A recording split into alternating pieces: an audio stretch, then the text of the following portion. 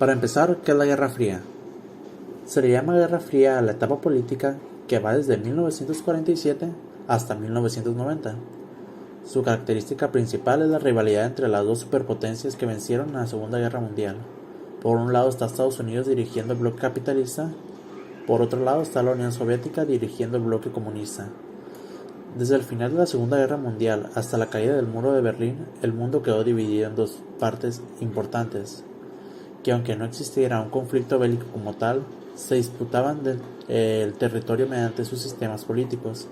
Estos eran Estados Unidos y la Unión Soviética. Cada uno de ellos lideraba un sistema imponente.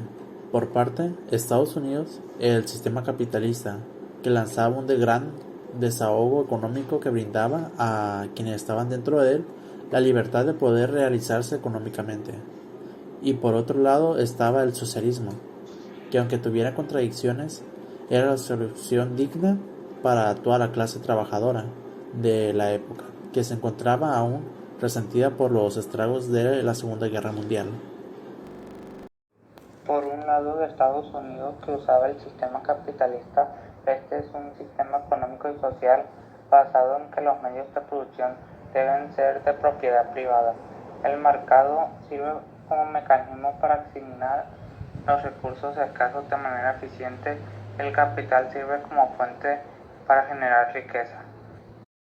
Y por otro lado estaba la Unión Soviética, que usaba un sistema socialista, la cual tiene como meta construir una sociedad basada en la igualdad, la equidad económica, la iniciativa personal, la cooperación moral de un individuo, eliminando las compensaciones estratificadas por esfuerzo, promoviendo estructuras políticas y económicas de distribución como por ejemplo el seguro social. Esta cubría territorio continental de Europa y Asia y estaba conformada por 15 repúblicas soviéticas, a saber, Rusia, Ucrania, Bielorrusia, entre otros. Uno de los principales tratados fue el Plan Marshall. El Plan Marshall fue un programa impulsado por Estados Unidos tras la Segunda Guerra Mundial para ayudar a los países europeos a recuperarse de la destrucción provocada por el conflicto. Durante este periodo también se formaron organizaciones que ayudaron a mantener la paz y que fueron sistemas de apoyo militar por si se volvía a desatar una tercera guerra mundial. Entre ellos están la OTAN, la CIA y la KGB. La dinámica de la Guerra Fría trajo como resultado la proliferación de los movimientos de liberación nacional que tenían como objetivo principal la independencia política, económica, social y cultural de los pueblos oprimidos o dependientes. En América Latina, entre las décadas de 1960 y 1970, desarrolló un movimiento de liberación nacional, no porque fueran colonias, sino por el poder indirecto que Estados Unidos ejercía sobre la región de su potencial económico, ideológico, cultural y militar.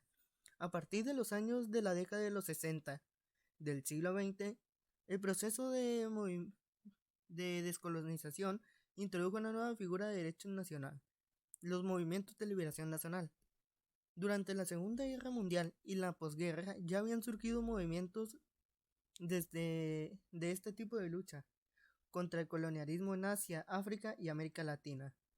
En América Latina, el principal movimiento de liberación nacional fue exitoso. Tuvo lugar en Cuba en el periodo 1953 a 1959, 3 años, que culminó en Roma del poder por el movimiento 26 de julio, siguiendo el ejemplo de Cuba, que desarrollaron numerosos movimientos revolucionarios similares. Entre, entre ellos se encuentran Colombia, Nicaragua, Perú, Bolivia, Uruguay, Chile, Salvador y Argentina. Conclusión. La Guerra Fría fue el conflicto político, económico, social que marcó un pauto muy importante en el sistema que vivimos hoy en día. Además, durante la Guerra Fría ocurrió diversos acontecimientos que afectó de una y otra manera a los países afectados por las decisiones políticas y económicas que ideológicas tomadas por el gobierno de Estados Unidos y la Unión Soviética.